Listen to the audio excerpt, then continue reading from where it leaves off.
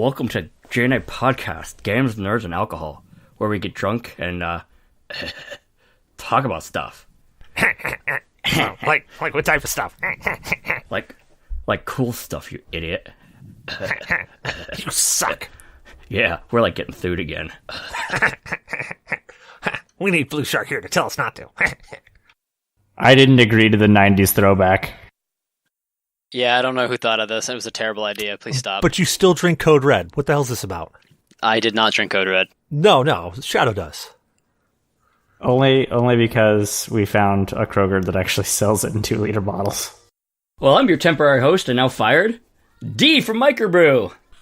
Let's go around the room and see what everybody's drinking. Huh? Or you could go around the room and introduce everybody. Yeah, who's talking? Who's talking? Do that, yeah. Yeah, I skipped over that. You're like the worst opening person for this shit. I am. I thought I did bad. I really did. And the podcast is officially over, and we've been an hour here waiting for D to introduce everybody to us. All right, let me introduce our cast of smiling faces. And by smiling, they're probably cringing. First up, we have Shadow Fox. How you doing, Shadow Fox? I'm doing all right. Next, we have Shinzu. How we doing, Shih Tzu? Doing good there, you fucker. I'm gonna come over there, and I'm gonna smear chocolate on everything, so you can't touch it. Start with his wife. No, he can have that. I know it would be awkward for you to smear chocolate all over his wife, though. You two deserve each other. And you have Cecil. How you doing tonight, Cecil? I'm great, man. For a minute there, I think he forgot you existed. Yeah, he may be. And we're gonna kick over. Hey, Zyber, how you feeling tonight, man? Hey, Cecil. How's it going, man? I'm doing all right. That's awesome.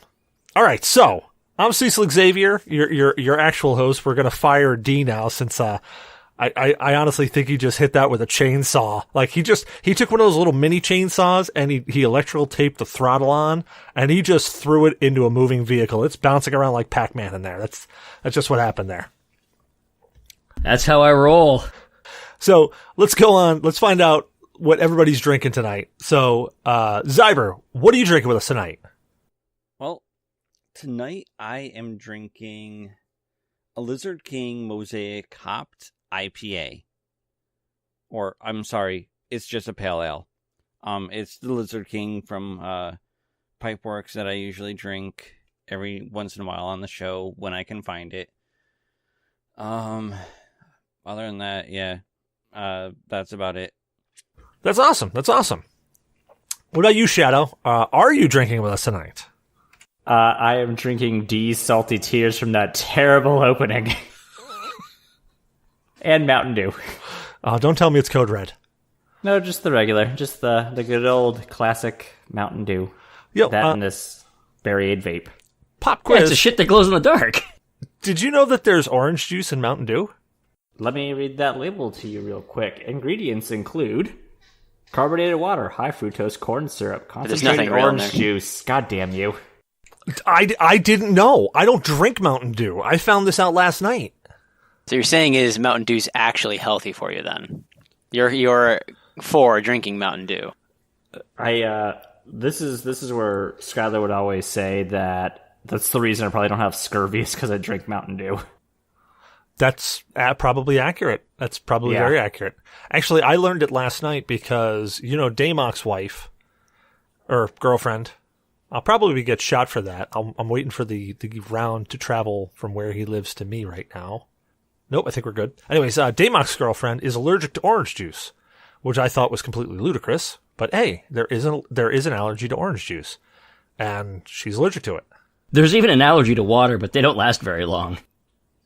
So every time that she drank Mountain Dew, she would really feel horrible, have headaches, all this other crap. And then she found out that there was orange juice in Mountain Dew. And I went, there's not orange juice in Mountain Dew. Grabbed a Mountain Dew bottle, read it, and I went, holy crap, there's orange juice in Mountain Dew. Third ingredient.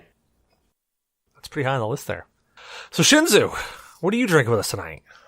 I'm going to actually abstain from drinking. I partied hard this weekend, so I'm recovering with some lovely tea.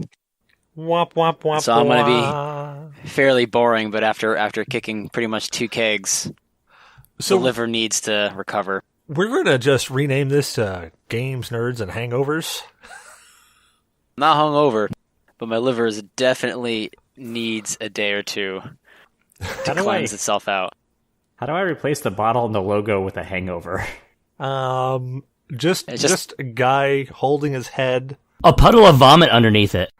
There we go. This face. Yeah, just this. The hand to the face and the utter look of disgust of what I did last night. Oh, I could do that then.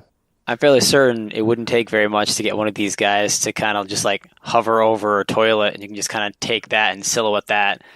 Night of bad decisions. I've got a pretty neat shot pattern. D, what are you drinking this night, man? Well, it's that time of year. Pumpkin fucking everything. So, I am drinking Shipyard Brewing Company's Pumpkinhead Ale. Wah, wah, okay, wah. Tell me about this thing. All right, you've got me hook, line, and sinker. Tell me about it. I like to leave you hanging just for a minute. Well, it's got 4.5% alcohol by volume, so, it's just a nice steady drinking beer. Nothing too bad. There's a hint of pumpkin in it, but it's like really smooth. It's like not noticeable. Like it's not overpowering. It doesn't leave you with a bad overtaste. It's a light ale with just a hint of pumpkin. It's pretty nice. Good fall time beer. Well, son of a bitch.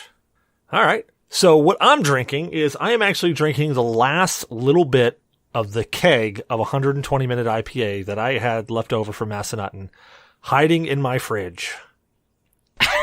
How old and skunked is that now? Because that has got to be like anus. You know what? Shockingly enough, I thought it was going to taste really skunky. It's super freaking sweet. Like, it's almost sickly sweet. That means there's a lot more alcohol, and there's probably probably a lot of yeasty little moldy bugs in there. Yeah, go ahead, drink it. Hey, I want to know what happens. I've been pounding it down anyways. That's not how the fermentation cycle works. What do I look like, a damn scientist over here? There's absolutely no fizz to this guy, but it is like 100% sweet. It's almost makes my teeth hurt sweet. Like the sweet smell of rotting fruit. Yeah, like the sweet smell of rotting fruit. Hoorah. Alrighty. Next spot, State of Games. So, State of Games, in case you're listening, you're wondering what the hell State of Games is. State of Games are where we just talk about either what we've been playing for the past week, or we just go off on a rant of what we feel games really are as general today. Usually we only rant when there's something really pissy going on. Then again, our topic for this week is closed down game studios, so somebody might have a rant. But hey, let's go on for State of Games. Let's start off with you, Shinzu. What's your State of Games, man? I haven't really been up to too much game-wise. I started getting back into Diablo 3, but I haven't gotten any of the add-ons for that yet, so I'm just still bare-boning. I got Reaper of Souls, but outside of that, I didn't get the new class or anything, and I've been popping that game, and then Skyrim, of course, as that's going to be an ongoing escapade. Dude, Necromancer is so freaking broken. Like, is it? It looks fun to play, but it's fun to play, but it's stupid broken. Like $15 to play a game like once every other 2 or 3 days, and I've already spent like $80 on the game. So yeah, I hear you. Wait for it to come down, and eventually there'll be a sale on it. But yeah, Necromancer is stupid broken. Fun to play, really fun to play. But unless they've changed a whole lot of it, that guy, he's got an AOE effect for his normal attack. Yeah, he reminded me of, what was the character, the druid in Diablo 2, where he's had the vines and shit. Yeah, okay. Gameplay kind of looked like that, and I was like, that's pretty sweet. But that's pretty much all I've been really up to besides that and work. Rock on. What about you, D? What's your State of Games? Well, I'm still plowing through Octopath Traveler on the Switch, but I've also picked up a few more old retro games. Rygar on the NES, which is a really fun platformer. Also a little fun, but a little confusing at times. Goonies 2 on the NES. Dude, that game is weird. It is. Any storyline that you possibly... All you know is that you're going to save kids. You're just saving kids. They're locked up. That's it. And you're slapping shit with a yo-yo. And you're slapping shit with a yo-yo. Yeah, it's like a side-scrolling Star Tropics where you're saving kids. Pretty much. But you can also go through the doors, and then you have a brief part where you can go through some doors and passageways. Platoon. Oh god, like the old D&D/wizardry games, and then you're into the other side, and then it's more platforming. No, dude, you remember that game Platoon?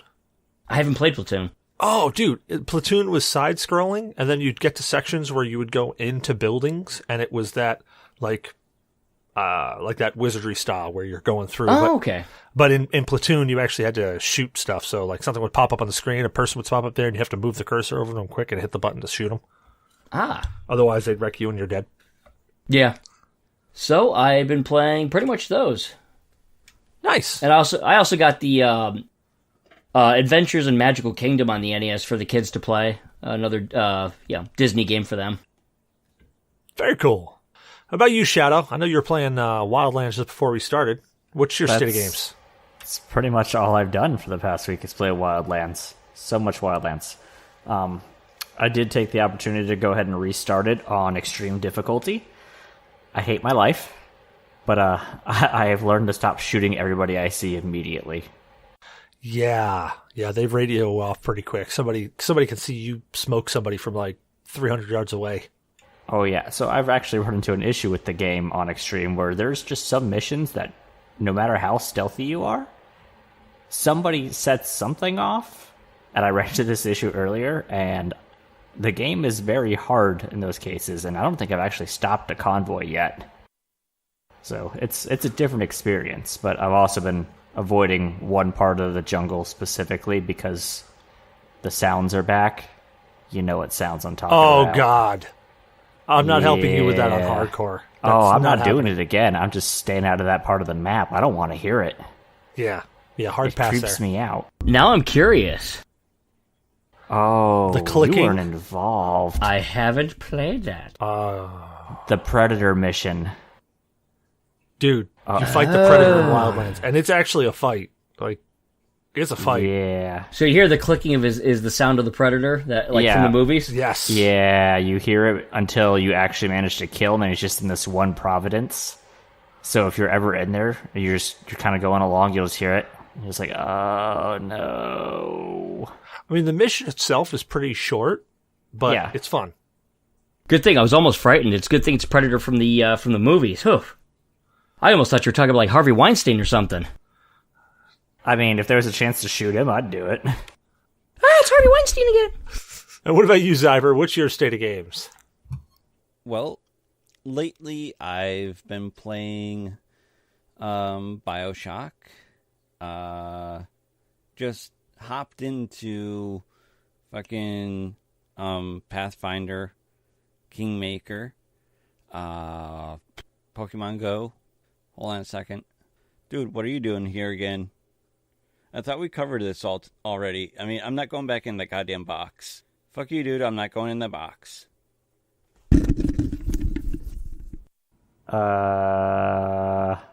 Where'd he go? Sounds fine to me. Yeah, he'll come back. We'll get him back here eventually. Fine. Yeah, no whining.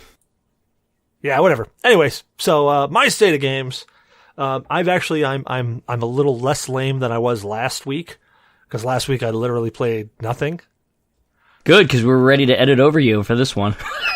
No, so I've actually been playing a few games. I was playing some Shadow of Mordor, which that game is just a fun game to go back to. It's just silly fun.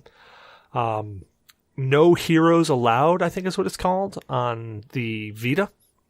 It's kind of a puzzly game where you do match tiles and stuff like that, and you got to match the different like beasts 3 in a row, and then those attack whatever heroes trying to attack and kill you. It's a fun little game to sit down and play in the middle of the night, when you can't sleep. And I downloaded a WWE puzzle game that it's an interesting concept. I know I've heard of it before. I've seen it before. It's basically you do matches and then that attacks whatever monster, in this case, whatever wrestler you're fighting against, and their health reduces to the point where you can get to a finishing move and then you finish them off. Yeah. Wait, I spaced out for a second. Are you just driving a porno again? Yes. Yes, Okay. I am. Other than that, I really have not played much of anything else this week, but I've been doing a lot of schoolwork. Anywho, so the main topic that we have this time around, and this one I'm actually kind of heated about, to be perfectly honest. This kind of strikes a chord with me, but it's studios that have closed down. In recent news, you've probably seen Telltale has decided to close its stores. They basically laid off, I think it was like 90%. Yeah, it was like 180 or 190 people. No, it was 90% of their workforce. There's only 25 people left in the building. Understood. But there was like almost 200 or maybe more than 200 people that were actually laid off from the studio in total. And they left with 25 people to just kind of exit out and kind of basically finish out the closing. Yeah, the skeleton crew that's just handling of the shutting down the paperwork and all that stuff. Legalese and all that. Yeah. And what I just read, I want to say it was just recently, Lionhead Studios went straight down that line as well. If you're not familiar with Lionhead Studios, they created Fable. If you're a Fable fan, what else did they create? They created Black and White, I think. They created Black and White. I can't remember now. Yeah, they did. Yeah, that's I love that game, that God Mode game. Yeah, so they created Black and White 2, the movies, Fable, of course, the Fable series. Which, man, I loved. If you guys never played the movies, that was a fun sim game. What, Fable? No. The movies. Oh. Did you ever play it? Nah. Oh God. The movies was basically it was like a theme park management game, but you made movies. So you built different sets on your lot, and then you created these really simplistic movies with your simplistic actors, and then sold them. That's how you made money, and so forth and so on. It was a fun little game. Had some really, really great mods to it. But there's been a lot of, geez, God, in the past, I would say past five or so years, the number of studios that have been closed down. I mean, I think EA alone has wrecked a bunch of studios. I think it's like 90% EA wrecking studios. Yeah, like Visceral, I can think of. Visceral was one of the ones that, like, right off the top of my head, I know EA took out. What were some of the other ones that EA took out? Sierra, Westwood. EA took out Sierra? Like, Sierra no longer around? I think so. Hang on, let me double check that. We're also talking about Origin Systems, the ones that made the Ultima series. Oh, yeah. Oh, my God. Them, Bullfrog Productions, which made games like... the D&D... Populous, which kind of and Populous, that basically pioneered the old God Sim style. I actually got a list, too, if you guys are interested. Hit it. Let me hear it. I got Visceral was closed October 17th, 2017. Yeah. Motiga was closed November 3rd, 2017. What did Motiga make? Gigantic. I don't remember playing that. I never played it. There was Runic, which did Torchlight and Hob. Okay. Gazillion Entertainment, which did Marvel Heroes. That was a game for phones. Okay. Bartlett Jones Supernatural Detective Agency. They did Drawn to Death. Boss Key Productions. Wargaming Seattle. Carbine. Capcom Vancouver. And Telltale Games, which I'm actually really upset over. And, of course, Lionhead Studios now joins this list. Yeah, that's just in the last 12 months. Man, that's like Telltale. I mean, if you haven't heard of Telltale, Telltale's a studio that's created a very, very popular Walking Dead series. They've had season 1 and season 2 out for quite some time. They've just started releasing season 3. I think they're on episode 2. Probably by the time this releases, episode 2 should have already been released. And there's been a lot of up in the air on if the remainder of the final season of The Walking Dead is going to come out. They also did games like Batman, Telltale. They did Borderlands. They did a Game of Thrones. And they were talking about getting a Stranger Things game out there, which I would have really dug. Yeah, they were actually... I thought they were starting work on it, actually. I'm pretty sure they did start work on it. Yeah, they had some stills and they had some concept art, and I think they have some. I think they had some in-engine stuff, but I think they've been using the same engine over and over again, just doing tweaks to it. So, but yeah, so Telltale Studios, they've just not made the money, I guess, that they were really hoping for. whether it be Capcom or EA, it seems like the really big publishers are doing some very monopolistic practices and stuff we see in more than just video game industry, but just business in general. Anytime they're really making money, they're up and coming, they could be a threat. EA buys them up, makes them a good deal, lets them, sets this, based on some of their hit, success. They set these almost unrealistic expectations. We forecast they're going to hit this and make us this amount of money. And whenever any of them fall short, they start dismantling them. I mean, look what happened with BioWare. Yeah, Dragon Age, which was a fantastic game series, and they were going to take another X amount of years to bring the next game out. And EA is like, no, you got to have this game out in this much time. And we got Dragon Age 2, which sucked. Yeah. And then they pushed Mass Effect 3 out, so they didn't really have the ending they really wanted. And then Andromeda was a very ambitious task. And I don't know if the consoles and PCs of that day and age would actually allow for the entire vision that they had. So they scrapped that game like 3 or 4 times. And they recreated it and then basically just pushed it out. And it was just like someone took a script, loaded it into a shotgun, and just shot it against the wall and glued some parts together. They're pretty much sabotaging stuff. They're adding in unrealistic, like, say, timelines. You got to hit these amount of money making, and then they shut them down. Really what it is they want to kind of get rid of anything that'll be really unique and win over a large amount of the gaming industry. They basically want their same few, series stock full of loot crates and microtransactions, and that's the thing they're going to. And with EA having this little path of destruction, Capcom's following suit in too now. Well, they better be careful because a lot of foreign countries and now some states are starting to look into loot crates as gambling. Yep, EU already has. They've already passed new laws in the EU. So if that happens, they're going to get boned pretty good. I want to make a correction. Actually, it wasn't Lionhead Studios I was reading about shortly ago that was getting closed. They actually closed down a while ago. The specific one that I was thinking of was Capcom was closing the Vancouver studio. Oh, yeah, that was on the list. Yeah, so Capcom nuked the Vancouver studio and actually canceled like $40 million worth of projects, which is... And I'm actually double checking it right now to make sure that I'm reading it correctly. I read the same thing. It was $40.2 million. That's how much they just canceled.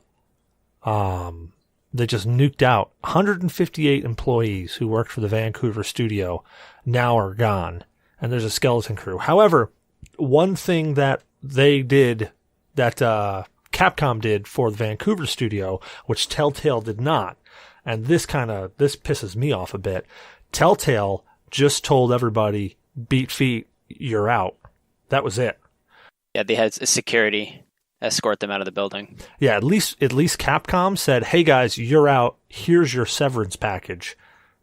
Sorry we're shutting down, but here you go. Here's your severance. Telltale, as of the last I read, they didn't give any severance. They just said, hit pavement. No, they have no money, and actually they even pulled the last episode of Walking Dead from Xbox Live. It was pulled from Steam. It was pulled from PlayStation as well. I don't know why. They never really explained why they're doing it, but there's got to be some sort of reasoning for it. Well, I don't know if it's back up or not. I was going to say, the last I read, the second episode of the final season was being released, and they were pumping it out. But back to EA for a quick second. So, victims of EA, and I'll try to name off some games that they've done just so that you have a kind of a stepping point. Origin, which did the Ultima series, Ultima Online, etc., etc., etc. Oh, they also did Wing Commander. I didn't realize that. Maxis, which if you've played any of the Sim games, SimCity, The Sims, all of that, they gobbled them up, chopped them out. Black Box. I'm trying to remember what Black Box did.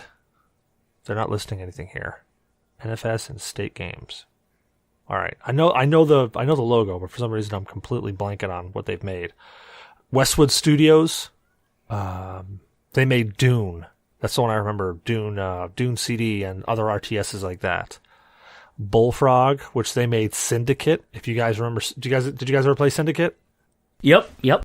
Stupid fun game. Loved it. It was kind of a isometric, turn-based. I think of it more like Fallout, but a little less graphics, but that style game. EA closed down LucasArts, which of course created almost like every single one of the Star Wars games. So they closed that down, and they're just under the EA title now. Who else here? I'd like to point out Westwood Studios also created Blade Runner. Yes, they did. Which I got that for you. Which I have that, thank you.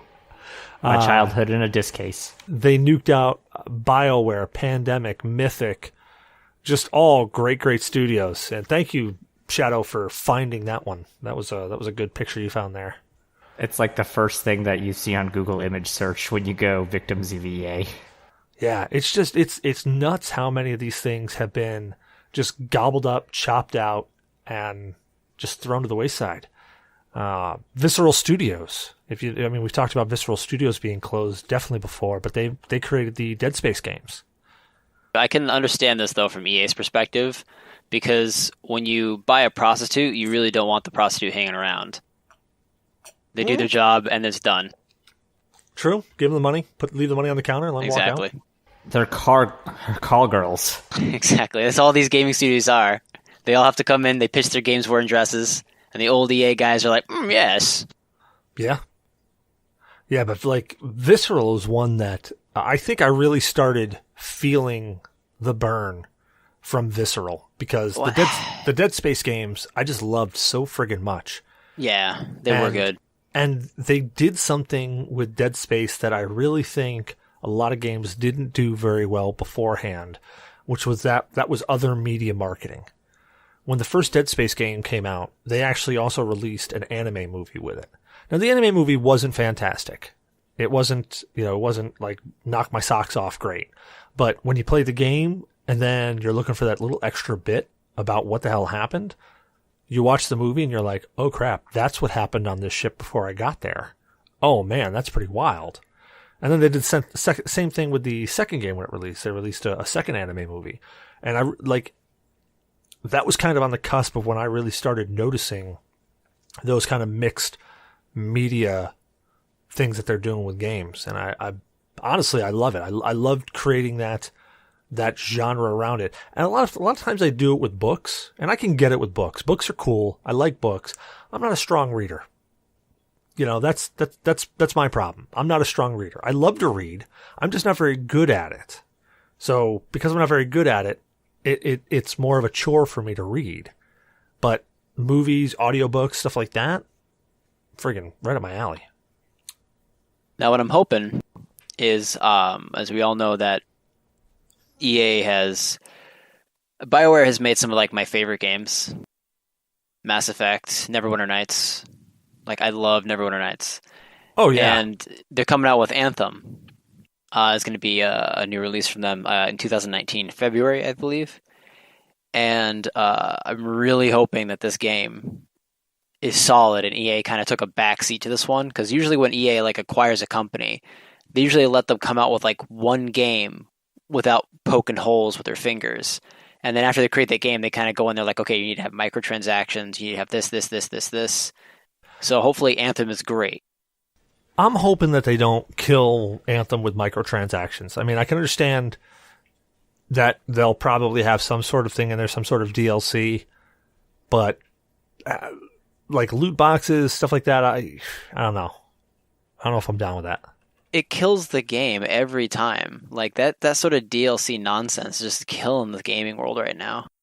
I'm glad that BioWare is still around, but at the same time, it's a pale shadow of what it used to be. I mean, they have gone down. They've laid off some people. They've cut back. So, let's hope they don't. Yeah, if this game doesn't like come back, it's going to pretty much make or break for them at this point in time. They haven't had a top hit. They lost money with Mass Effect Andromeda. Even if it's a hit, if it doesn't hit, like, say, EA's projections and goals, they're fucked. Yeah, I mean, Andromeda hasn't. That's why Mass Effect is now officially killed off. That's it. No more Mass Effect games. And that's the problem, is that EA is shooting these very, very lofty goals for a game, when it used to be, when a game was released, it wasn't... Yeah, and I know it's an industry, I know it's all about money, but back in the PlayStation 2 days, it was, there was a lot more, at least the feeling was there a lot more of, we're creating a piece of art, and if it sells good, then we do it. We make another one. It used to be you'd make the game knowing you couldn't fix the game, therefore you had to ship the complete product for the game. Yeah, there is that. I think the real issue, though, is not even that. What they're doing is they're taking a game that wound up being a hit. They hit a formula that works, and EA is like, "This is great. Now do it our way." And they expect the same results to this game to be a hit, changing the game what it is, like the series, to now be EA's way, and people still have the same reception to it as before. It's like you have a great thing, like the first Mass Effects, everybody loves them, and then EA's like, no, do it our way, and they expect these, great results like with the first Mass Effects, and then when it, not everything fits in the EA's formula that'll be successful. You can't take a Final Fantasy game and jam it into EA's formula and make it successful. People are going to be pissed. It's not going to be as well received. It's going to fail to hit its goals, and then you're going to kill the company off. Could you imagine if there were microtransactions back in the day of Nintendo, like NES or DLC? You have to send Nintendo a check and they just mail you another cartridge with half the other game on it. Or the controller, because you don't have a fucking controller of the system. You get a D-pad, but the A and B buttons are DLC. You have to buy those. I could see it. I really could see it.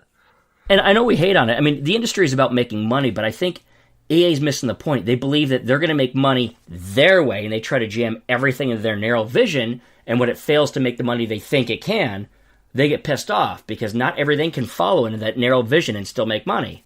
Well, I think it's also the time that EA believes that each game that they produce will make them, as much money as Madden, as much money as Call of Duty has over the years. Oh, no, I'm sorry, Call of Duty's not EA. Yeah, isn't that who's that? That's Activision. Yeah, it's Activision. Same guys at concept. They believe that each game they have is going to be their cash cow for them. That's going to basically just send their company into Apple status, where they can have X amount of billions of dollars just laying around. Yeah, it's a shame that the major companies did that, because back when they were creating The Sims and even The Sims 2, Battlefront, EA games weren't. They were actually decent. They, when you saw EA on a title, you were like, "Hey, this is going to be a decent product. It's going to be a decent game. This is going to be fun." And now, it's just like everybody's just so money hungry. They're forgetting the point. It's entertainment.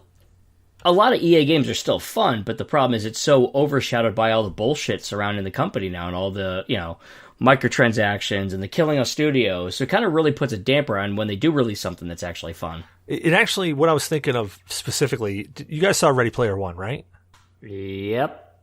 Okay. I did not. All right. Well, I'm not really going to ruin anything major, but there's one of the head guys, and he's talking about, hey, when we acquire this major portion and we basically own this big gaming world, we can sell up to 90% of the screen before it starts causing mental issues or before it starts causing seizures and shit like that. And they're basically, it's just showing how they're selling ad space on whatever everybody sees. And that just completely reminded me of what EA's doing. It's like, here's a game, here's a really fun game, here's a really fun concept, but let's figure out a way that we can eke every little dollar out of it that we possibly can.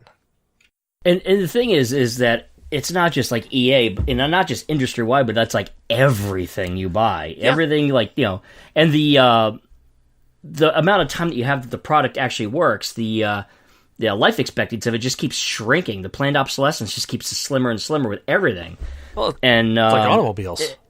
Yeah, and I think the reason why, some of the smaller companies that come in and make some great games, they have a dream. They come in with a dream and a vision. They really want to make something that's cool and impactful.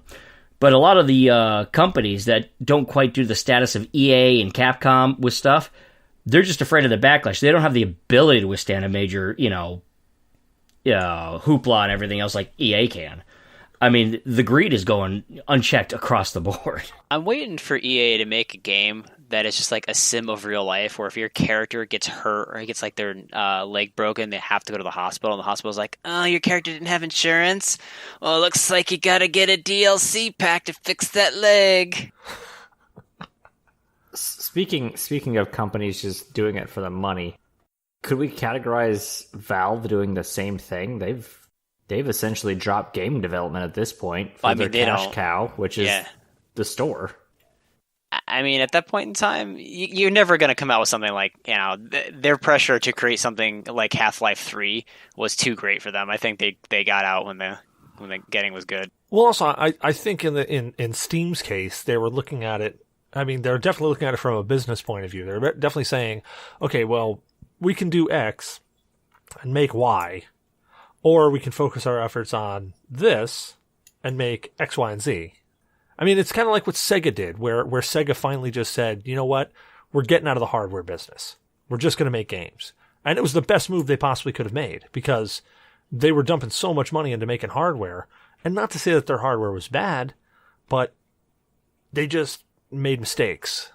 Their business practices were bad, not the hardware. Yeah, I mean, Saturn was a decent machine. The Dreamcast was was awesome. Decent machine.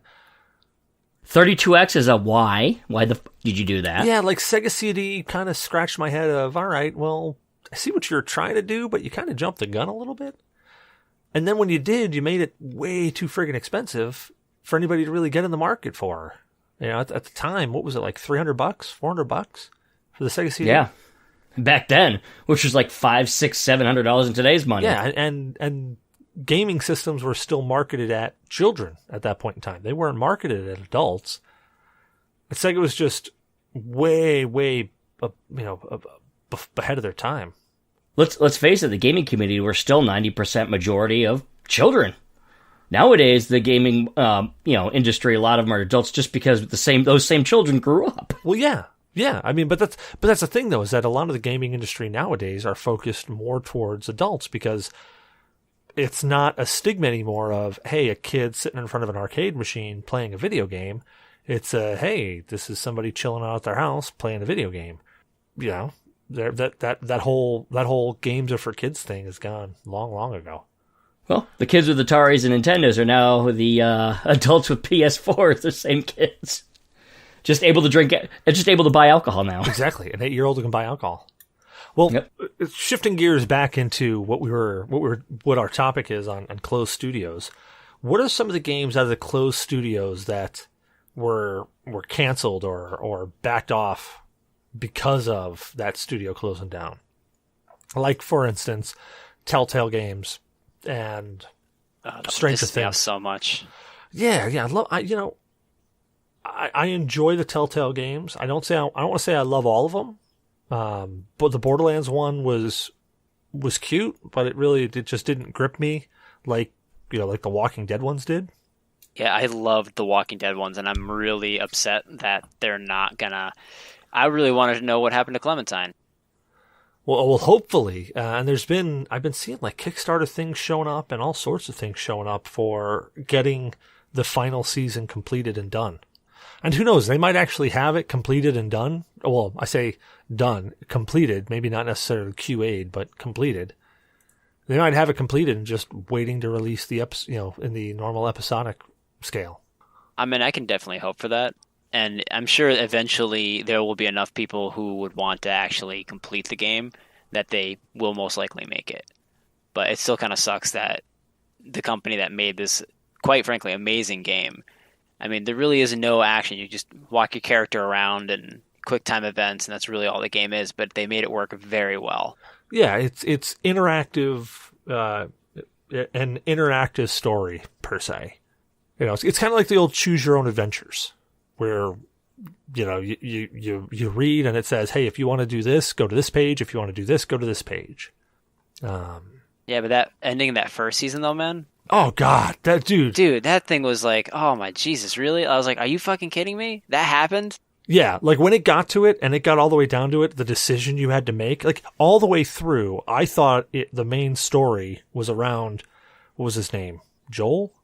Something like that, yeah. Well, I thought it was around the guy that you start off with. I thought the story was his story. And then it turns around and you find out that no, this story is Clementine's story. Dude, I Googled so hard if there was a way to avoid getting bit. And I was trying to find somebody that was like, hey, is there any way that you can avoid getting bit at this point in time? And I'm like, there's got to be something. No. That decision at the end of the game, man. You got to pull that trigger. Yep. I made her kill him. I made her kill him. I did not. I did not make Clementine kill him. Because I got down to it and I was like, oh, God, you know what? If I was in the same situation, if I was that dude sitting right there, I would just be like, just walk away. Just walk away, forget I exist, and... Well, you'd want to be a zombie? I mean, like, personally, I did it because I felt like Clementine had to grow up, and this was basically her acknowledging the fact that there was a lot of things that she's going to have to do to survive, and she's not going to like it.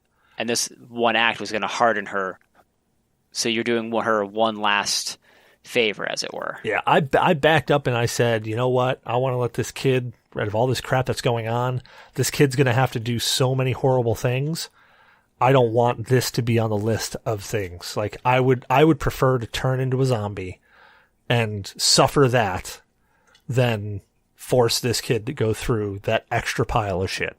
I mean, I guess I was just selfish because I just didn't want to have my dick falling off. Oh, well, I figured that's going to happen anyways. Kind of just out the pant leg. Yeah, I figured that was happening anyways. No matter what, eventually that was just going to fall off. Anywho, backtracking again since we're tangenting. Some other games that we'll never see again due to studio closings. Well, I say never. Likelihood of us ever seeing again because of studio closings. I think we also touched on it. Mass Effect. I mean, them closing down. I'm kind of on the fence about this one because Mass Effect 1, I loved it. Mass Effect 2, I loved it. Mass Effect 3, I loved it till about the last 45 minutes of the game. I can agree with that. And then when I heard about Andromeda, I was really psyched for it, but I was really, really worried that they were going to go right back into Mass Effect 3 style endings and shit, and I was just like, I don't know. And then when it happened, I found out that, cool, I don't have to spend another 30 hours in each game making all these amazing decisions that are not really going to ultimately mean anything. Yeah, I kind of like that it was a single game, single closure type of thing. Just like real life. What else? I just had a bunch of games in my brain. I'm kind of bummed that there's going to be no more episodes of like Game of Thrones game. Oh, yeah. Because I'm a fan of that type of stuff. I found at times it got a little bit boring and dry at times, but I did like it overall. And I'm also bummed. I would really like to see like a follow-up or another game along the lines of The Wolf Among Us. I've heard great things about that. I haven't played it yet. It's fun. Oh. But I would recommend playing it. It's a fun game. It's kind of a bummer that you're not going to see any follow-ups to some of this stuff. Yeah, and no more Dead Space. Because they've closed down Visceral. So how they ended Dead Space 3 with that, first they end it with a cliffhanger. Well, they end it with, okay, well, that's the end. That's final. That's it. There's no more. And then the DLC comes out and you're like, really? There's more? And then they leave that at such an utter cliffhanger. You're sitting there scratching your head going, okay, when's the next game? Because I've got to see what happens now. And now Visceral's closed and you're never going to see it again. Which just sucks. I'm also kind of worried because, I mean, they have a good chance of coming back out because BioWare still exists. But I'm kind of like worried that you're never going to see another Knights of the Old Republic game or another Neverwinter Nights game. I like both those series, and I'm kind of worried that we're never going to get to see one of those. Well, keep in mind, Neverwinter Nights, there's a free-to-play MMO out there right now for Neverwinter Nights. There is, yeah. Oh, I know, but I wouldn't mind seeing, a new entry with new stuff. Well, I guess with the MMO, they're still adding events, they're still adding stories, so they're kind of, I mean, Neverwinter Nights still there, but I agree completely with Knights of the Old Republic because that was a fantastic story. Yeah. I loved it. Even the second one, where you're like, really, what the hell's going on? And then when you finally figure out what's going on, you're like, wow. And it's like, bye. I would love to see more. I mean, because they could tackle with stuff like Knights of the Republic. We can go all over the new IPs, the new storyline, the comic book series. There's so much potential for another cool game. Yeah. And it's so much wasted potential, but... And now that Disney owns Star Wars, really there's so much opportunity to go in so many different directions. But with the whole backlash of Battlefront, EA did have a big falling out with Disney over it, so... yeah, I'm with you. Saddens me. With all these studio closings and all these things happening, I guess the real question is, and I think we've already touched base on it, but how do we feel about it? Like, I mean, there's some that I can kind of go meh against, and then there's some I can kind of really say, man, that sucks. But overall, how do you feel about it? Overall, I mean, there's always going to be some degree of, bigger studios gobbling up some smaller studios and cherry picking what they want to do. But I think this is going above and beyond. I think this is starting to get into territory where it's very predatory, kind of like what leading up to, like, say, the Gilded Age in history, if anybody's a history buff, with the monopolies. I feel like the video game industry is kind of starting to go that route, where you're going to have the big names gobble up all the little ones and kill any competition and just feed us the same few IPs over and over, the same Maddens and the same stuff, the loot boxes, the microtransactions, and everybody's trying to start to push that route because they see the dollar signs, and anybody that doesn't fall in line that's a threat, they're going to just basically either offer them or just push them out the way and then bury the really cool ideas. And I'm not a fan of that. Some of these companies I really think should have stayed, especially stuff like Lionsgate Studios I liked. I don't want to see BioWare get chewed up anymore. Visceral Games, although under EA, Visceral Games, I believe, was never actually a separate company. It was actually a department completely owned and started by EA that they decided to shut down. So that's kind of like, that's not part of this trend. That's Visceral Games really was just a studio under EA. That's all it was. Yeah, but it's just like saying the same thing of like a studio that's a first-party title studio under PlayStation, under Sony. They're really under Sony. They're first party. They're associated completely with Sony. Yeah. And they may branch off and do their own thing, but they're really right under Sony. Yeah, I mean, it was just a department. It was solely owned by EA, so they're not like, buying up a separate studio and destroying it. But still, they did cool stuff. It was a cool studio that did really cool stuff, and then they got rid of that because it doesn't... They probably couldn't figure out a way to stick it under the same routine. How many loot boxes and how many microtransactions can we stuff the fuck out of this? It's like a turduncan of shit. Just different types of turds. Yeah, that's what it is. Yeah, gaming just in general has really gone towards the lasting dollar versus the, hey, here's value for your dollar. But I do like the fact that Valve is actually kind of bucking the trend, that they don't... Obviously, they're not working up on their own IPs, but with Steam and all that opportunity for indie games and smaller studios, at least there is a part where we can get something different. And there's a lot of shovelware, there's a lot of shit, but at the same time, with also the ability to rate on Steam, there are a lot of really good gems that aren't expensive that come out that are fantastic fun and really are clever, unique, and go on a different take entirely, different experience from the norm. So... I think it's a confusing time. I think it's actually a good question. It might be a little bit off topic, but what was like the last game from EA that you guys bought, played, and thought, yeah, this is a fair game. This has everything the game should have in it, and you weren't offended by them releasing DLC that changed the way the game ended or did something along those lines? Like, when was the last time you felt like you got a full game from EA? I don't. With all the stuff in light and not the greatest memory, I got to stop and think about that for a minute. I got to think. I honestly think Mass Effect 2. I think that was the last game that came out from under EA that I enjoyed. They had DLC that came out for it, but it didn't really extend the game out anymore. At least not that I can recall.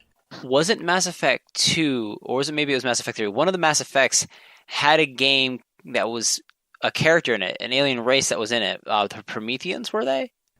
Yes. Yeah, the Prometheans, and he was a DLC character when he was so integral to the plot. Well, throughout the remaining other ones as well. It was Mass Effect 2 that he was. I believe it was Mass Effect 2 that he was a DLC character. But while he opened up more avenues for the story, he wasn't integral. His character wasn't integral to the story. Like, he was this guy caught in stasis that came out, and all of a sudden it's like, oh, hey, I'm the last of my kind. Everybody else is dead. And you're like, holy crap, you're the last of your kind. But with how Mass Effect 2 ended, almost every character was non-integral for 3. They designed it to be plug and play. Yeah, depending on who survived and who didn't. Yeah.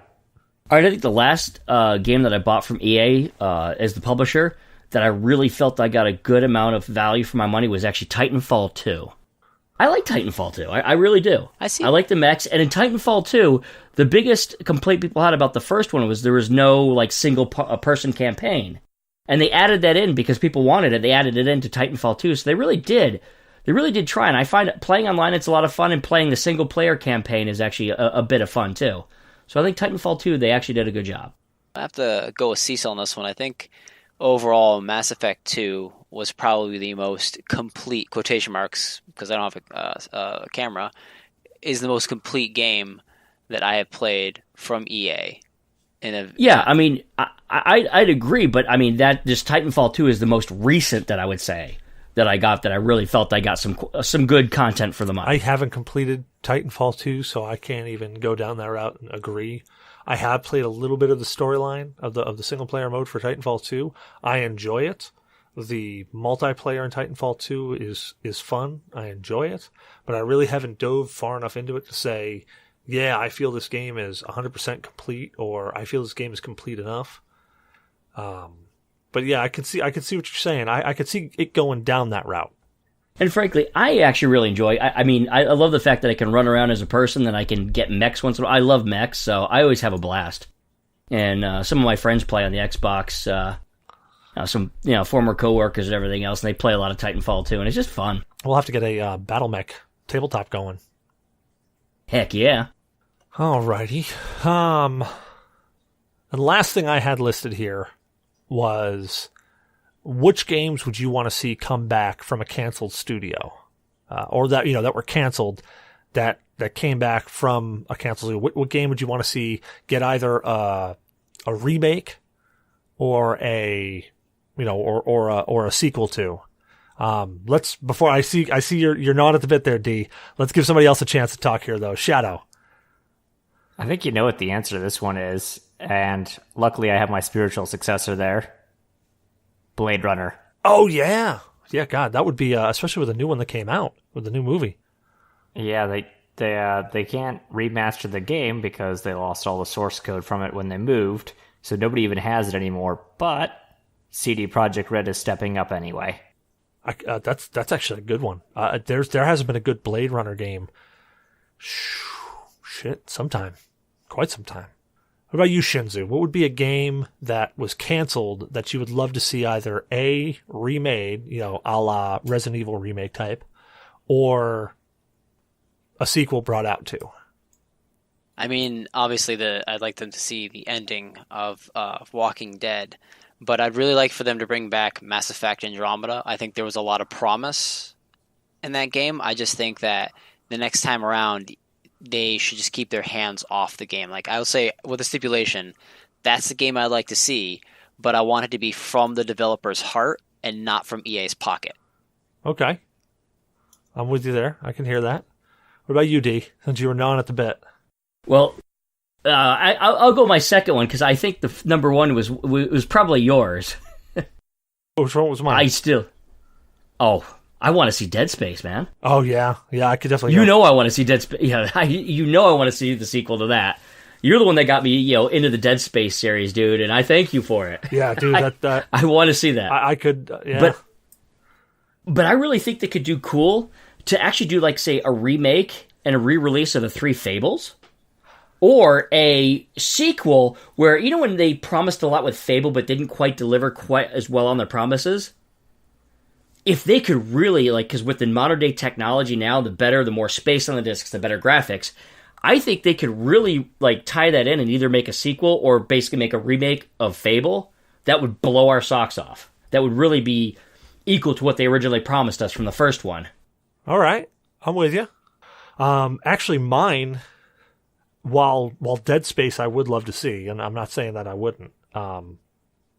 Mine, it actually just came to me just sitting here a second ago. It's actually when you guys were talking about Sierra being defunct and being bombed out. I would, and they've made a remake of King's Quest, which is friggin' awesome. If you haven't played those are, they've made them like Telltale style, episodic, really, really took that element of that adventure game there and re-brought it back to life. And I thought they did a fantastic job with it. One game that I would really truly enjoy to see remade. And I'm going to say it kind of in two ways, because my Pie in the Sky game and then my Settle game is actually, my Settle game would be Quest for Glory 2 Trial by Fire. That game was, the first game was actually started off as Heroes Quest, and then they couldn't keep that name because somebody else had it trademarked. Actually, I think it was a board game, had it trademarked, and they couldn't use it. So they renamed it to Quest for Glory, was the first game, and it was So You Want to Be a Hero. And the game was fun. It had RPG elements to it. It had minor inventory management elements to it, but it wasn't so complicated that you really had to really dig in there. The original games, like Quest for Glory 1 and Quest for Glory 2, before they were remade, you had to type in what you wanted to do. So they were kind of the old text-based games almost, like the old King's Quest, like the old Space Quest, where you had to type in take bottle or give berries or whatever. Grab ye bottle. Yeah. You see ye flask. Why can you say get ye flask? But you can't get ye flask. So you have to sit there and wonder why you can't get the flask. Gonna love Strong Bad. But no, so Quest for Glory 2 Trial by Fire. Now my Pie in the Sky game would actually be a full-on remake, but take all of the games and combine them into one. So you're going from Quest for Glory 1 all the way to, I think it was Quest for Glory 5 or 6, because the first one was So You Want to Be a Hero, or whatever. The second was Trial by Fire. The third one was where you went to the savannah or the pelts where the centaur guy was, who turned you into a paladin. The fourth one was the Shadows one, the Shadows of Darkness or something like that. And then the fifth one after that was, I forget which one it was. But there was a fifth one that I actually never completed. But the reason why I'd want to see them all combined into one game is because, well, you know in Mass Effect how all your decisions equal what the next game has. So everything you did in the first game, the decisions you made affect how the second game plays. It remembers all those settings and all those things you did. So if this person survived, that came here. If you said this to this person, that followed over into the next game. Well, in the Quest for Glories, it was the same thing to a degree. When I say to a degree, for instance, if you started off the first game as a fighter and you leveled up so many, you attained whatever level in whatever, whatever skill, like, I don't know, jumping or swimming or climbing or whatever it may be. And you attained a certain level in that. Well, when you saved your game at the end and you went over to the next game, you could load that character in and you were a fighter again. And you had your levels already there. So you weren't starting the game with their default settings as a fighter. You started off with what you were. And all of your inventory and everything that you had when you ended the game leak over into it. So if you had, 10,000 gold pieces, well, when you get to the next game, you had 10,000 gold pieces. Granted, you had to trade them in for whatever dinars or whatever the hell they were called. But you had those 10,000 gold pieces. You had that cloak. You had those torches. You had those mana potions or whatever the hell they were. So you had all those things, and they leaked over from the first game. So that's why I'd want to see that game, those games combined into one super friggin' long game where, you end the one scene and how it ended the game and you went over to the next land, it's picked up right there and you went right off. And I think that would be fun. Or just bringing back that series in general, but modernizing it so it was, maybe like the King's Quest. The fighting in it was fun. I thought it was entertaining, but that would be my Pie in the Sky for that. Does anybody remember, because I haven't heard heads or tails of this in a long time, does anybody remember who made the Mech Warrior series? I'd like to see another Mech Warrior. There's MechWarrior Online right now out there. And there's some mech games. Hawken is out there. It's not in the BattleTech genre or BattleTech world, I don't think. But MechWarrior Online is. Cool. But yeah, I remember MechWarrior games. How would you feel about, from Origin Systems, since they closed down, how would you feel about like another maybe updated Wing Commander game? The Space Flight Sim? You know what? Honestly, I'm really, really happy with No Man's Sky. So I don't know that I like that too. And there's a lot of really great space sims out there right now. Wing Commander would really, really have to step up their game. It would be pretty much drowned out then by the rest. You've got Elite Dangerous, which is fucking fantastic. You've got EVE Online, MMO, but still, it's got all those elements to it. No Man's Sky, which has got the exploration part nailed. Oh, yeah. I would love to see a new Wing Commander come out, but I don't know that would sell. Yeah. I don't know that would sell. I don't know that Quest for Glory would sell. I remember you'd play Wing Commander sometimes when I came over, so. So I thought you did. No, I had X-Wing, X-Wing Alliance, X-Wing versus TIE Fighter. I had all those. No, somebody else then. Somebody else that had the Wing Commander Yeah, I games. did not have the Wing Commanders. I didn't play the Wing Commanders until, actually, by the time you went off to Basic is when I had Wing. It was when I finally got Wing Commander. Ah. And I only played it for a short period of time because by then the graphics of it were very aged. Well, the second one came out in 1991. Yeah. So yeah, they were definitely aged. What about a new Command and Conquer game? Westwood. Yeah, from Westwood. Well, I mean, RTSs right now, there's not a lot of RTSs out there except for, like, Civilization. And there's a lot of indie companies. I really liked the Command and Conquer series. Command and Conquer was solid. I could dig that. I was trying to think of something that just wasn't, there's not much saturated in the market right now. That's why I thought of Quest for Glory right off the bat, because it was RPG, it was funny, it was entertaining. But most of the Sierra games are funny in some way. Yeah, like the one with the space was it Space Quest? Space Quest, Roger Wilco. Yeah, Space Quest would be a cool one to see. I think they could bring that back like they did King's Quest. Yeah, because I don't think there's a huge... I mean, there are some, but I don't see there's some on the indie side, but those are mostly the, getting to be the adult games, like the naked or near-naked enemy characters, but I don't see a ton of point-and-click, really adventure-style games out there. At least none notable. Other than, like, the remake of King's Quest? And as I said... Yeah, other than that, I mean, as a market, there's a lot of oversaturation between the indie and...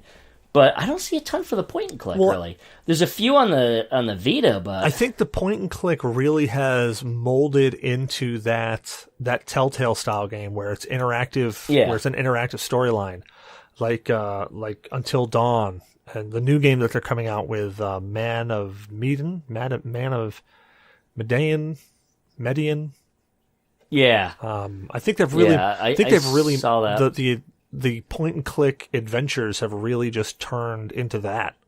Yeah, I never really used to be that big of a fan of the point-and-click, but I did love the Space Quest. Yeah, they were silly funny. They really were. That was one of the ones you let me borrow. Which one was it? I think, because you started off, I think, near a garbage heap. That was Space Quest 3. 3, yes. I think it was 3 that you let me borrow that I started playing, yeah. When you dig through the trash heap to put together the aluminum mallard.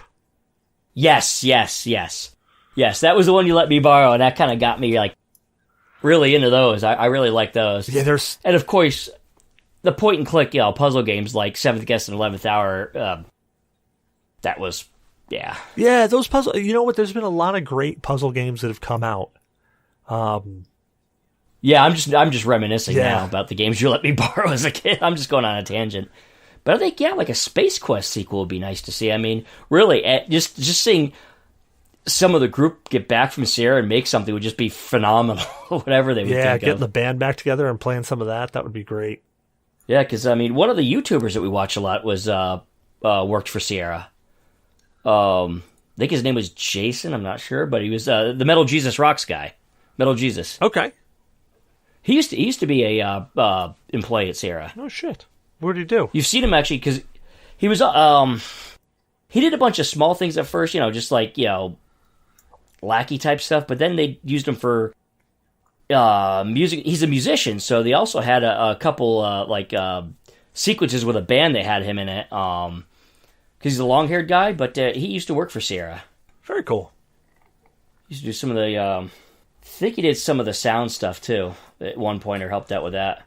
Well, never been clear on exactly what he did, but he used to work for him. Well, like normal, we're going way over time, so we got to kick into questions from, Zyber Blood, and it's actually kind of funny. I kind of thought he'd be. Hold on. Oh, hey, I missed a call from him. Hang on, let me see. He left me a voicemail. It looks like. Let me call my voicemail and find out what's going on. Hold on. You have one new voice message. First voice message. Cecil? Cecil, you there? Oh, Cecil? Jesus Christ, what's a voicemail? Fuck! Dude, it's not Mexico. It's fucking Detroit. How the fuck did I end up in Detroit? What the fuck's going on? Cecil, I need your help, man. I need your help. Well, looks like Zyber Blood has been possibly abducted again. We might not be the bestest friends, after this, but I ain't going to Detroit. I mean, we're great friends and all, but I mean, it's Detroit. I think he's on his own this time. $10 says it was Daymok again. Oh, man. Why would Daymok take him to Detroit, though? You know what? If we ever added Daymok to our staff, you know what his shirt has to say? Abductor? Frenemy. Frenemy. Nice. Well, hey, Zyber was cool enough to leave a bunch of questions in here before he got abducted. So at least he was useful. So let's read down here quick. We'll go around the room and give some quick answers because we're running out of time. So question 1: some of us snack and game while we are at the computer or console. Whoops. Or even while playing some tabletop games. Yeah, okay. My question is, what's your suggestions for snacks and or drink while in a long campaign to power yourself while powering up in a game? Okay, that's actually a really good question. So what type of snacks do you suggest? I guess we're going to have to keep this down. Let's go one food, one drink. What would you suggest? So, Shadow, what would you say? Monster energy drink and whatever I can shove in my fat face hole. So, cheese sticks? Cheese sticks and Doritos. That's what I had during this. What about you, D? What's your suggestion? Although near console controller and keyboard, I don't snack at all because, frankly, I'm a slob and don't want to ruin my shit. But as far as go-to drink, beer. And if I'm gaming, like, say, tabletop, where, yes, it's just I can wipe off the dice. I'd say mozzarella sticks are like one of my go-to favorites. I just love mozz sticks. Like mozzarella string cheese or mozzarella sticks breaded, fried up, and yummy, burning your face? Dude, the only type. Breaded, fried up, yummy. Hey, this fat boy needs some more grease. What about you, Shinzu? What would you recommend? If I do a long gaming session, I personally go to unsweetened iced tea, and I have beef jerky. I like it. You like the, you get the caffeine and the protein, and beef jerky you get to kind of just chew on. Not like cheese where it just slides right in, and then you're like, crap, I gotta go poop. And then you're in the bathroom trying to get that cheese blockage out. Yeah, but that gives time for, like, when you have to segregate, like, people for, like, somebody knows something the group cannot know at first. It gives them time to do that. Oh, don't listen to this. Remember, your character never heard this. Forget that. Let me just go to the shitter, then I really don't know what the fuck's going on. More accurate. I like it. I like it a lot. Well, I would say my recommendation would be, rum for the drink. And I'm tossed up. I'm torn between two things. Now, Eggo waffles. Eggo waffles. Big old box of Eggo waffles. I wish. Do you just just throw them in from your seat when you're gaming? Yeah, or just pick them up and start eating them frozen. You don't even have to cook them. I mean, they're already really cooked. But they're made with eggs and I can't have them. Okay, well. So just skip the Eggos and just drink the maple syrup. Or just drink the rum. Hey, rum-infused maple syrup. Oh, God. Or The maple rum. hell yeah. That sounds good. That does sound good. There we go. That's what we'll do. Just have maple rum. All right. Second question. If you were Troned, hold on. Oh, okay. I'm making sure I'm reading it correctly. Let me say, if you were Troned in as a mod program in a game, what would your code add or remove from a game? So if you yourself were Troned, like the movie Tron, into a game, how would your code affect the game? Like, what would you do? I can already figure out. I'm already seeing D's wheels turn, and I'm pretty sure it's diabolical what his code would do. So D, what would your code do? My code would make everybody's character, if you didn't move around enough, out of shape and gain pounds. And then your encumbrance level, how much you can carry, will drop. So, like, if you're an RPG person, you're like, okay, my character's strong. He can carry, say, 100 pounds before he's encumbered. Nope, slash that down to 50, pal. You're going to be encumbered. You better get moving, otherwise you're going to become more and more encumbered. That guy in a little coat. Everybody's going to be as encumbered as my fat ass. What about you, Shinzu? What would your code do? Probably just remove all door handles. Now that's diabolical. My code would definitely do her. Anyway, coffee mod. What about yours? What about yours, Shadow? You cannot travel or fast travel with enemies nearby, because I provide the anxiety of thinking there's always enemies nearby. Somebody around that bush. They're gonna get me. God damn it! Run away. See, my code would probably unlock every dialogue option you could possibly have, but none of them worked. It'd be devil's advocate. You'd click one, and the exact response would be, well, what if we did this, or look at it this way? And you'd be like, I can't argue you. You're arguing, you're doing straw man arguments, and I can't keep up. That would be my code. One more code I would add: forcing all NPCs to sound like Cecil doing Deckard Cain. Oh, well, we should re-record an entire game where I talk like this. And it has to be an adult content. Well, first it rubs the lotion on its skin. All right, last question from Zyber. You get in the mail a mysterious game cart that says, "Blow me."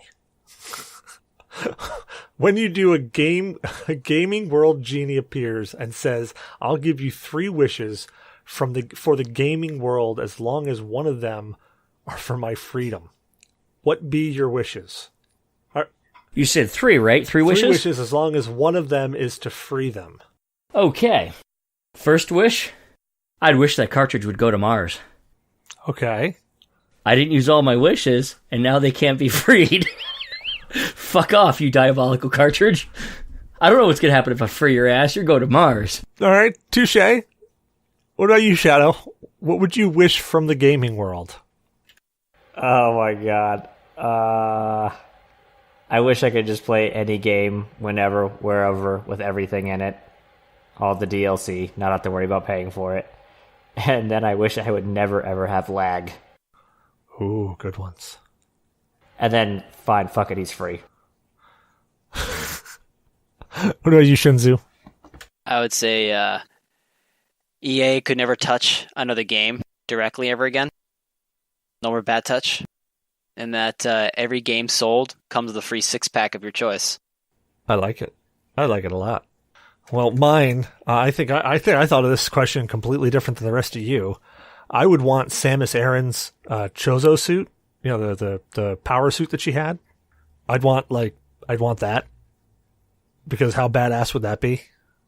You just walk around and be like, hey, throw this suit on. Or wreck some house.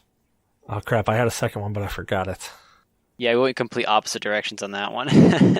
Yeah, it was like, oh, hold on. I would ask for that suit, but definitely a little more room in the crotch area. Because I would need, not a lot, just a little extra room there. So, you know, the boys didn't rattle around to get crushed up against me.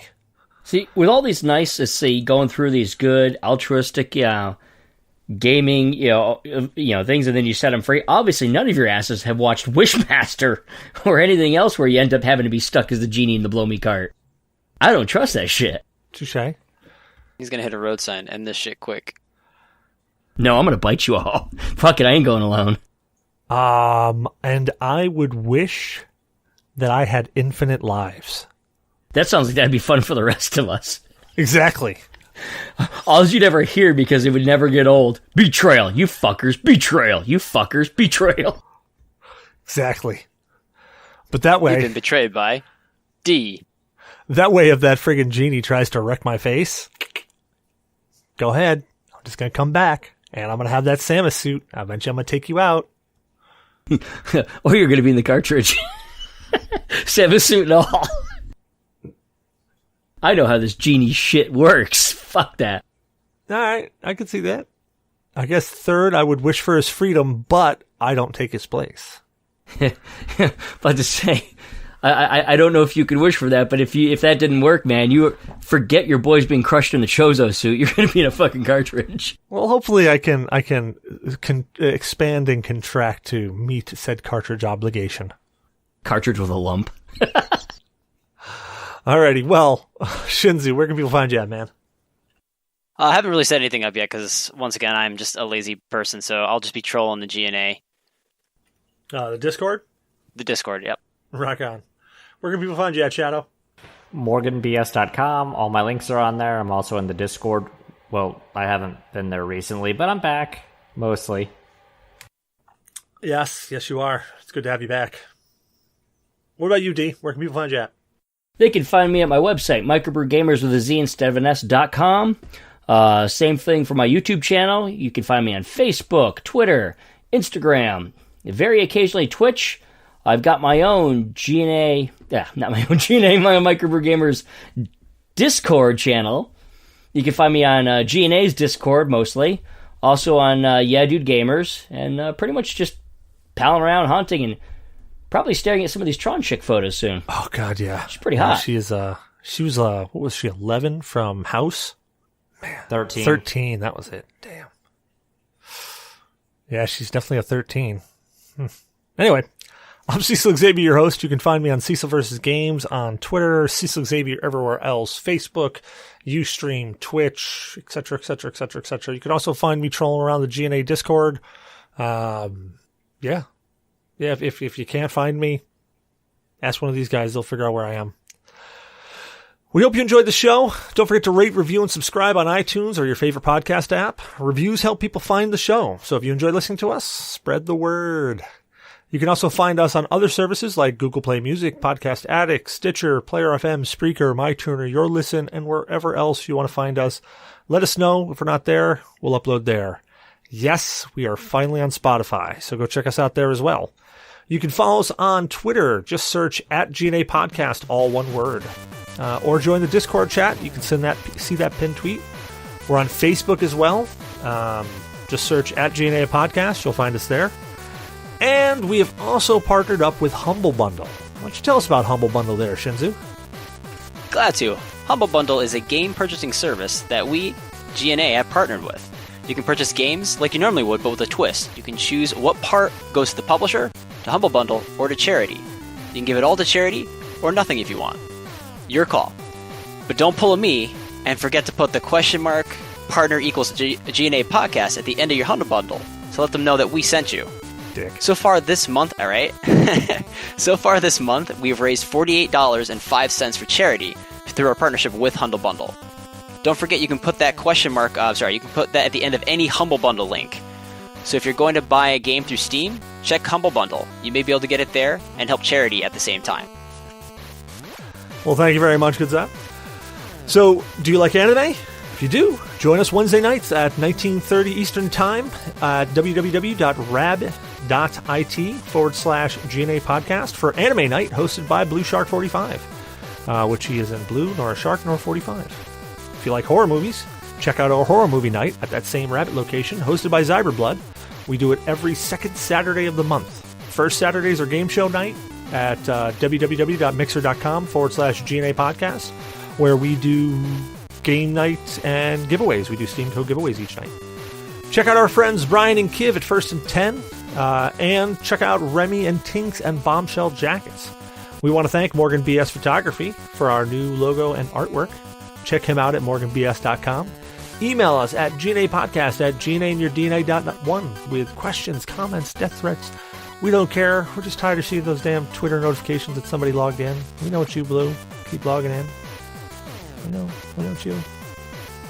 Last but not least, check out our website, www.gnapodcast.com for... I really don't know what the hell else we have on there. We got the show, we got pictures, we got stuff up there. Hopefully we'll have swag that you can buy at some point in time. But, yeah. Thank you guys for joining me tonight. Had a good time. And too bad Zyber got abducted mid-show there. Hopefully he's all right.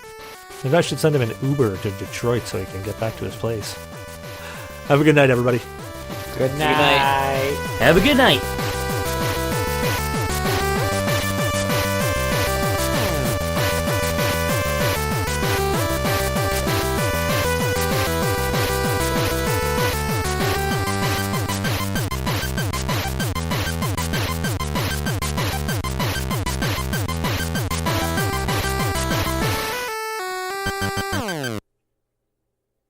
All right, guys. Smells like Mexico again.